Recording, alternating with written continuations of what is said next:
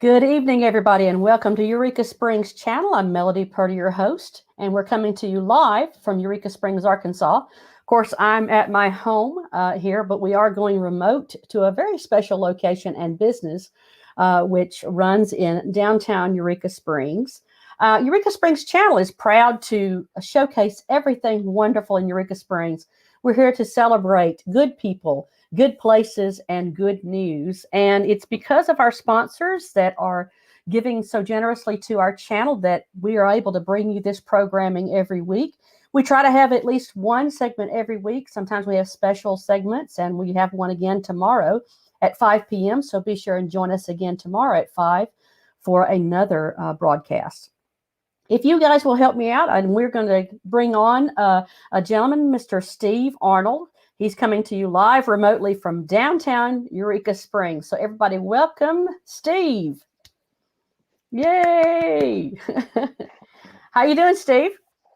I am doing well. It's Yes. a little drippy in here, a little moist in the underground catacombs, our tunnels, the It looks famous a little underground. spooky.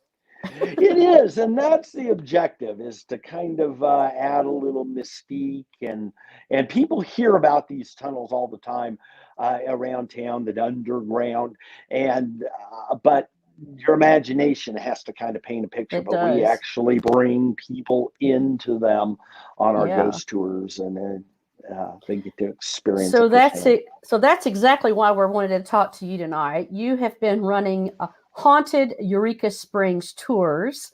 How many years have you been operating that particular tour, Steve?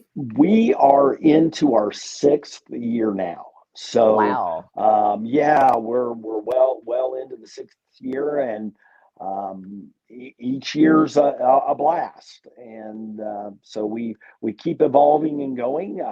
Had a little bit of a setback with COVID this last time around, and so we have a shuttle bus that's been our primary go-to tour. People like that because it's out of the elements, and we can scoop people around town. But Mm-hmm. shoving 25 people on a little shuttle bus with COVID, first of all, was not legal, and second of all, a lot of people didn't want to do that. So we've reverted to the walking tours, and that's where Okay. we're at, holding pattern now, doing that. So I guess, a lot of people for years, we've had a lot of promotion in Eureka Springs for some of the haunted locations that are more, I Mhm. guess, more well known.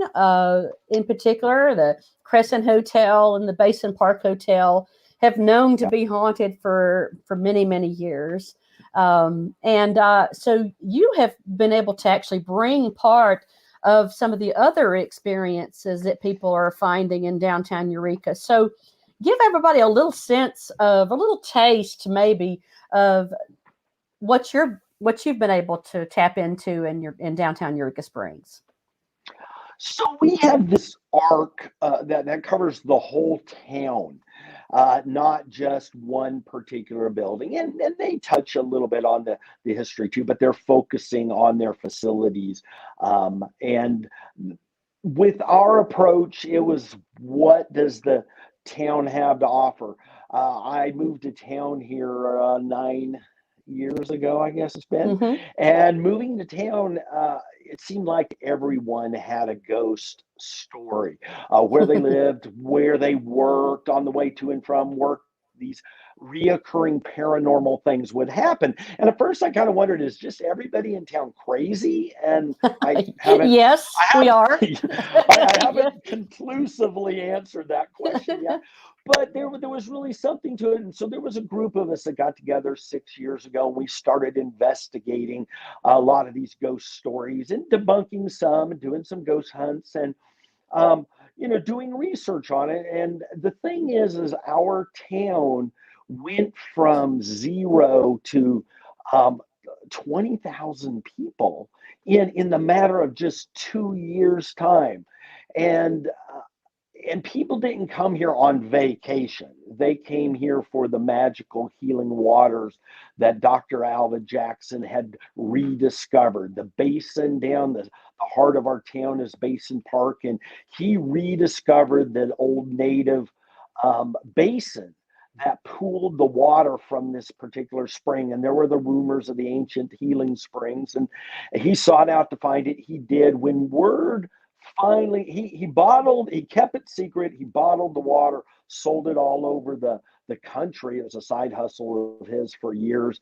And the secret got out in 1879, and people started flocking here by the hundreds and then by the thousands. And there were some stories of some people getting miraculous type healings, but a lot of people did not get healed. A lot of people that came to town were terminally ill and they died. And we literally had hundreds and hundreds and hundreds of people every month falling over dead in our town. So we've got this Victorian, this beautiful, it almost looks like a Christmas village, right? That someone might have under their Christmas tree. Beautiful architecture and just the ambiance. But we also have this dark, morbid history of death and dying that our town was really built on. And it wasn't until later it became a vacation destination. And so we take people back to cover some of that history. And downtown obviously gives us the most wonderful backdrop for these stories. And we have no shortage of stories in town. So it really sounds like there's a whole spectrum of experience from, I guess, people that never left town. That's the thing, right? The good and bad, right? Yeah. And, there's a theory out there that some of our haunts, it may not have been people who even lived here or died here, but maybe they vacationed here. And wherever they died is just so godforsaken, they hate it. They come back here afterwards. And there is this theory in ghostology that ghosts and spirits need energy to manifest. And one form of energy is when water runs over limestone, and it's conveniently called the Limestone Theory. And we have no shortage of limestone. We have no shortages of springs. We have 63, I guess, probably more than that, but springs that flow year round inside our little city limits. They all run through limestone caverns. We have all these limestone buildings. We have limestone sidewalks, for goodness sakes. The catacombs here, and I just went dark. The catacombs. That's spooky. Was that a ghost? Is there a ghost trying to sabotage your interview, Steve? It is, maybe. I've had that happen somewhere. I was actually doing a photo shoot in town. I had my own little ghost story. I was doing a photo shoot, and my flashes all started just strobing out, and I had no slave or anything on them. They just all went wacky. So that might have been a ghost. Turn your light off. You never know. You never know.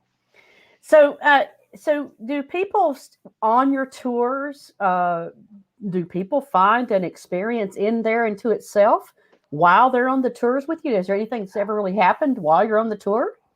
We have had some things, and people will often take pictures and they'll send us pictures afterwards because they'll go through them. They're busy. As a tour guide, when I'm out and about with the groups, when I'm doing the leading of the particular tour, I'm focused on talking and, keeping people not getting run over, that kind of thing downtown. And so my focus isn't looking or listening or paying attention for that. But one thing, it happened a year ago in January, and people can go on the business's Facebook. And for January 6th of 2020, I had a couple. It was a tour of just two people, and most of our tours are really small. This week, the next few weeks, they're bigger, but year round, they tend to be only two people, one couple. And we came in and we do this little experiment with pendulums, and it's the old Victorian a tool for ghost hunting. And when we walked in, there was a beeping noise, and I have this phone. Again, the business does, but it is exclusively for ghost hunting, and it has a built-in FLIR camera. And Oh, so really? we charge it up after we do ghost hunts, and this was Mm-hmm. in the wall charge. And so we walk into the room right before the catacombs here, and the phone was dialing itself. I thought it was butt dialing. I looked for my phone, and this phone was sitting there, and there was this like invisible finger dialing, and then it would delete some numbers. And it's an AT&T phone, but it's not hooked up to Yeah. cellular service. Yeah. And so when it finally put this long number in, it hit the emergency dial green button, and it tried to make a call, and it popped up a screen that said this is Mm. an emergency number. Anyway, this went on for about 5 minutes, and when it first Wow. started, it was like, oh, do I record this or do I go live? And the problem with the recording is people think you fake it, right? And the downside to live is you can't edit it. It's either up Exactly. Yeah. and you don't or you lock the whole thing in, and it's like, how long are we going to be there? But it made its dial about 5 minutes into the call. And so the total live was about 6 minutes. So people can go on our Facebook, And Haunted say Eureka that. Springs, and see that one. All right. There's another video on there. We have this chandelier that we rescued at auction from the old Victoria Inn that they're bulldozing right now. Yep. And there are some ghost stories of that place. And we were able to acquire it at auction here 5 years ago. And this one lady was standing in there, and she goes, Dr. Ellis, if you're, because this is the old, we conclude at the old Dr. Ellis office building or downtown building. And she goes, Dr. Ellis, if you're here, make one of those lights go out. And one of the lights went out, Oh, and no. it freaked her out. And I was in the other room. She called me in there, and so I turned my phone on, and I go, okay, what happened? And that's up there too. So you have little things like That's that. significant. That's significant. I'd have to say that I would have to make a decision at that point. Do I want to continue on this tour, or should I get out of here? That's a little freaky. It was A at the little very bit. end, and I said, so what do you think about it? She goes, well, I think you have a switch in there, and you flip. I Did go, it? oh, so I No. brainwashed you into hypnotized you to get you to ask and challenge Dr. Ellis just so I could flip a switch. She goes, yeah, that's probably That what would be happened. it. So yeah. So So tell everybody about the length of the tour, and you said you have a walking tour. You also have the shuttle. So what is operational right now, and how long is the tour? Kind of give us the nuts and bolts of what people can expect. we are only running the walking tour right now, and it is a little over 90 minutes. And Okay. so, depending on the size of the group, and then at the very end, we let one little group at a time go into the catacombs because of COVID and restrictions Okay. on people. So if you're at the beginning of the line, you're out a little earlier. If you're at the end, it's so an hour and 45 minutes is good to budget.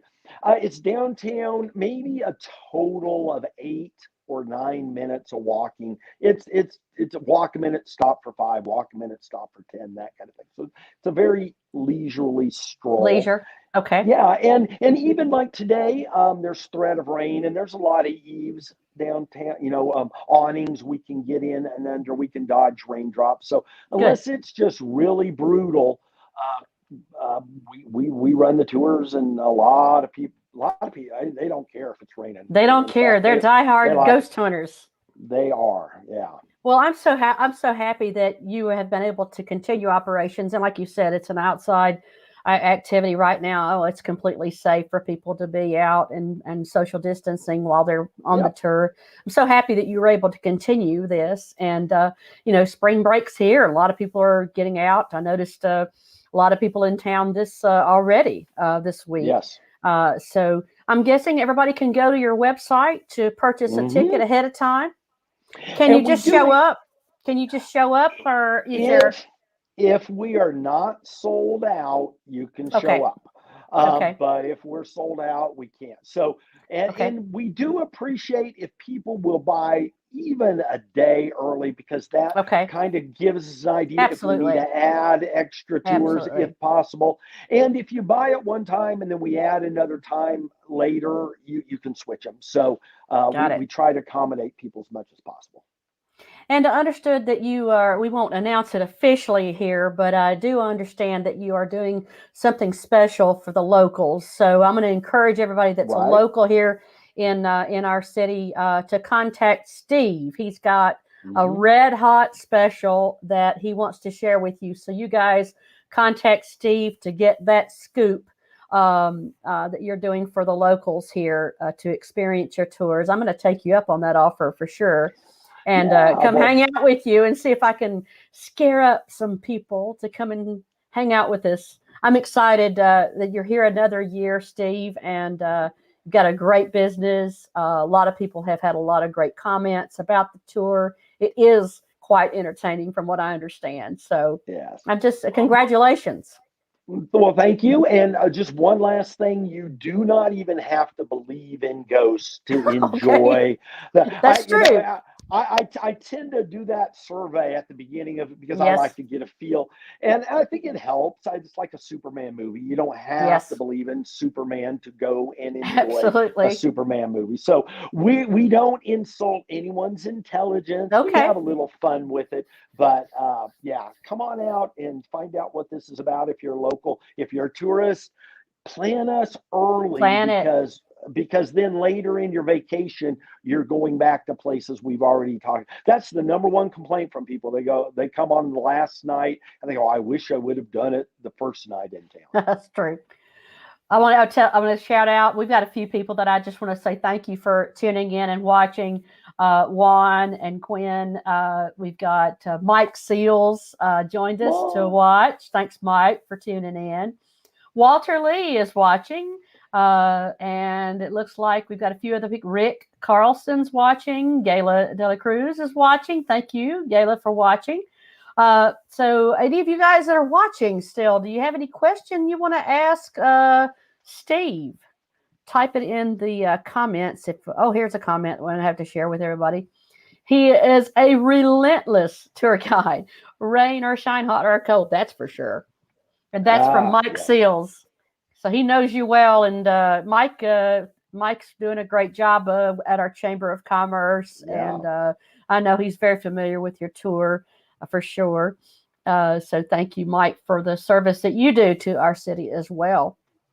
So we'll see. Now, if anybody wants to get in touch with you, again, we're going to direct them to your website, hauntedeureka.springs.com, where you can purchase tickets, try to get them in advance so that Steve can plan accordingly for you.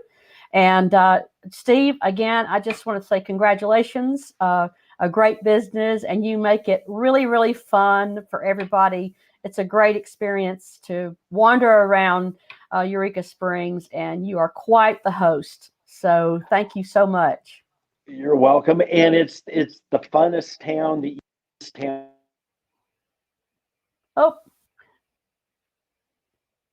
And just in the nick of time, I think we just lost Steve. There you are.